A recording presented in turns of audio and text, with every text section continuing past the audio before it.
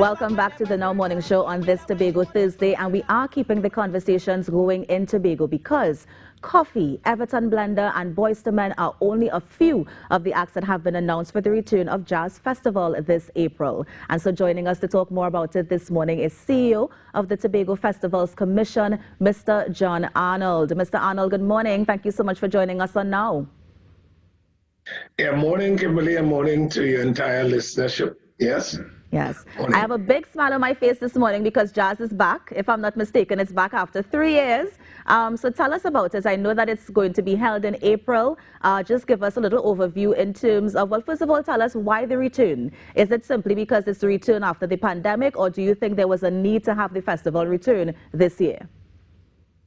Well, I think we have to position the idea of festivals in Tobago into the tourism niche offerings. So festival tourism is actually just one of the many niches that exist in Tobago. And it's all about tourism. It's really, at the end of the day, beyond the entertainment, it's really about bringing visitors to the island, both domestic, regional, and international visitors.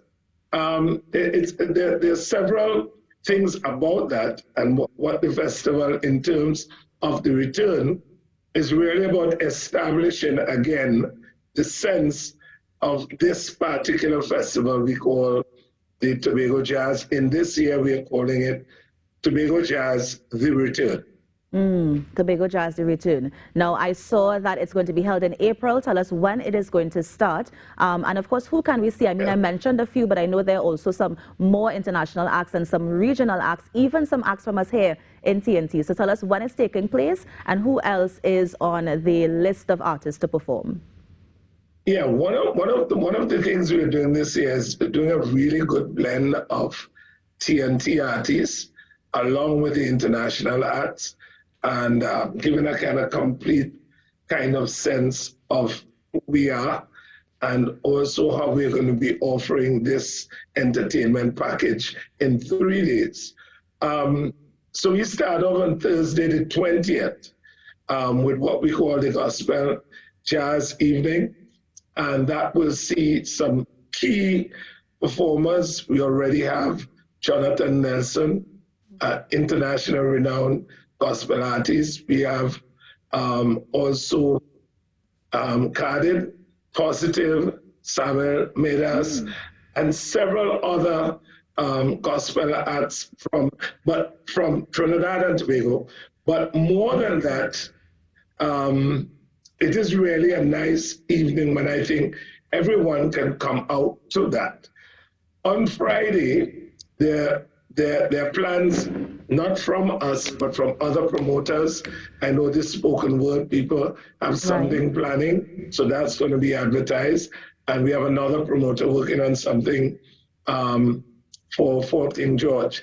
On Saturday, the Mount Irving Bay Hotel, they're planning and bringing back their Jazz on the Beach. Yes. And that's from 12 in the day to 6 p.m. at Mount Irving Beach. And that's always a solid event. It's promoted by them, but of course, we support it in terms of promoting it. And then our big show on this Saturday will see us at Speyside, what we call in Sunset Valley, right down in, as you come down that big hill. Right. We're transforming that. And basically, that show would also be a paid show. This year, all our shows are paid shows. And then at Saturday, we have Richie Spice, Everton Blender, second star for some of the arts, people like, and then we have some local artists from Trinidad and Tobago. On Sunday, we have Boyz II Men, Koffee, we have Vonnet Bigford, who, as you know, is one of our local prize artists in that particular genre. We have Terence Shaw, Tony Paul, two of the great exponents of authentic jazz. And then we have Sharon Phillip from Tobago. As far as we are concerned, it's an international act that happens to reside here.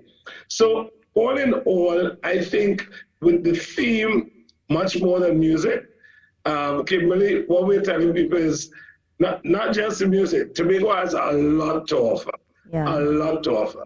And Even to I actually think, Mr. Arnold, I agree with you in terms of Tobago having so much to offer, because I believe that Carnival in Tobago made us realize just how much Tobago has to offer. And I know that that was almost like a pre to the festival that we're seeing. But I do have a question for you. Normally in the Tobago Jazz lineup, you would have the big nights on the Friday and the Sunday. But now it seems as if there's a switch to the Saturday and the Sunday. Any particular reason why that Friday night is not one of those that would have attracted even a regional or an international star? No, actually, Saturday, yeah. So before, you remember this year, we're having a shorter festival. Right. The model you are referring to is when we used to have 9 days. So we would have started the weekend before, right? You would have recalled we would have done Speyside the weekend before. Right. And then during the week, we would have had things like jazz on the Esplanade. We would have had jazz in Castara. We had several events. Friday used to be World Music Night. That's so it, you World are Music correct. Nights. But Yes. this year, it's a much shorter festival. Where we're going to start off what we call small, great and small for this return. And certainly it's going to morph and build into an even bigger product from next year. Yeah. And when do tickets go on sale, and how can people get tickets? Good.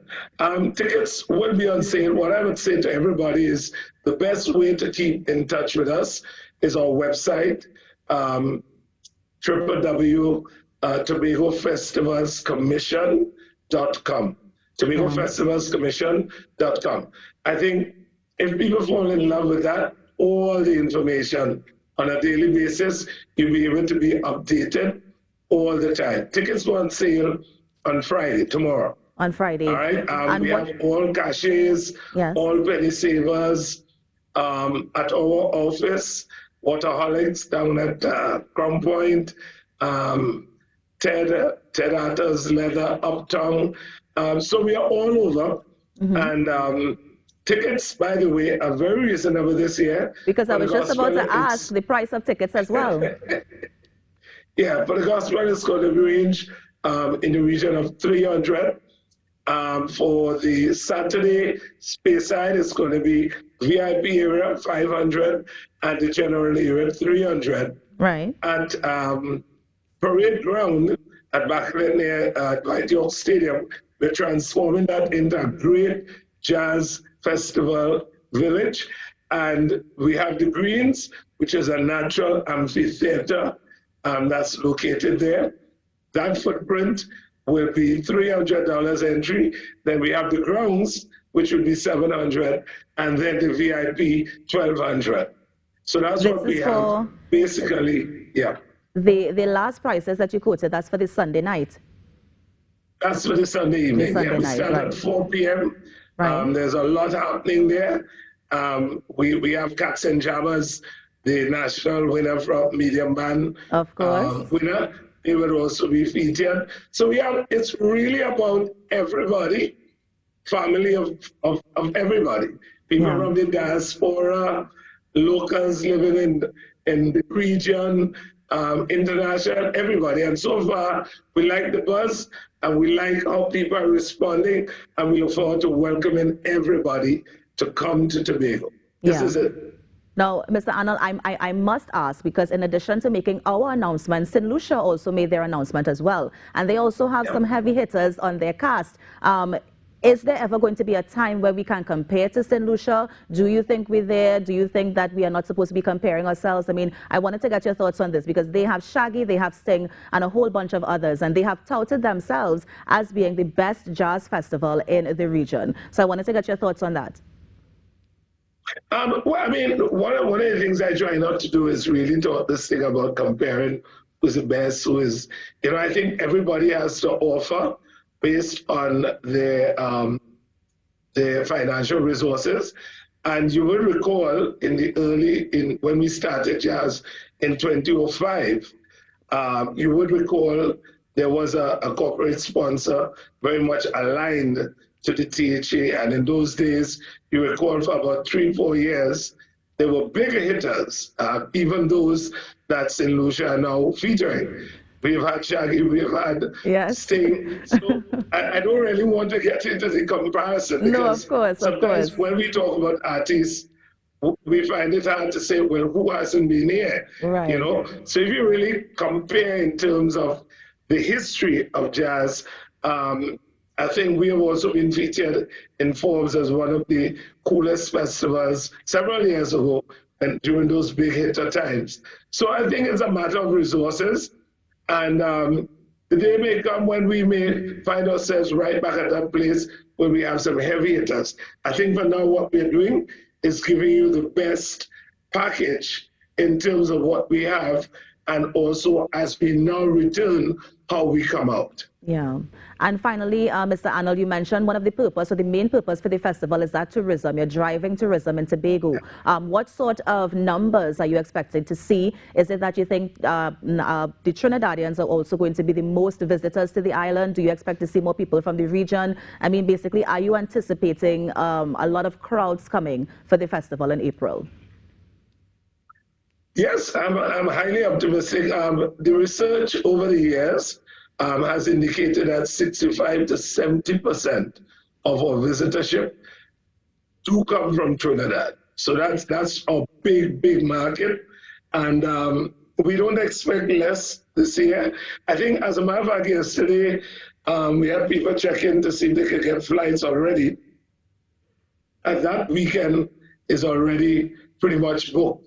And right now, we obviously are going to be, we have started discussions already, trying to see how we can certainly engage both Carl and the port. And that communication we're going to continue and pursue to make sure that we get the increased airlift and sea transport during that period. So I think those are critical to all of it. The accommodation sector would also be certainly offering their own packages and so on. So we are ready, and we are looking forward to really having everybody come. So I think, yes, I'm optimistic. We have some raw figures that we're working with, but I think we're looking forward to a real good bumper season. Yeah, and I would like us to end on that positive note, Mr. Arnold, but before you go, just remind us where we can go to get more information about the festival. Yeah, so www.TobagoFestivalsCommission.com. I think that is a nice one-stop place to go and get all the information. Nice. Well, I mean, you will be seeing me in by the April. Way, Kimberly, so they can also call the office. They can also call the office 639-4441. Nice. Well, Mr. Arnold, thank you so much. And of course, see you in Tobago for Tobago Jazz Festival. And of course, all the best with the preparation, because I can imagine that you've already started to prepare for this massive return that's about to happen next month. So thank you so much for joining us on Now. Thank you very much, Kimberly. You have a good day. Everybody in Trinidad and Tobago, have a great day. And that was Chief Executive Officer of the Tobago Festivals Commission, the commission in charge of the Tobago Jazz Festival, the return, Mr. John Arnold. On the Now Morning Show, we're going to take a break and be right back. But stay with us. Remember, we are going to be taking your calls pretty soon. Our number is 622-4010, so stay close to your phone lines. We'll be back shortly. The gal body thing from Tobago. She leave Trinidad just to follow. The gal body thing from Tobago. Right up to Toronto.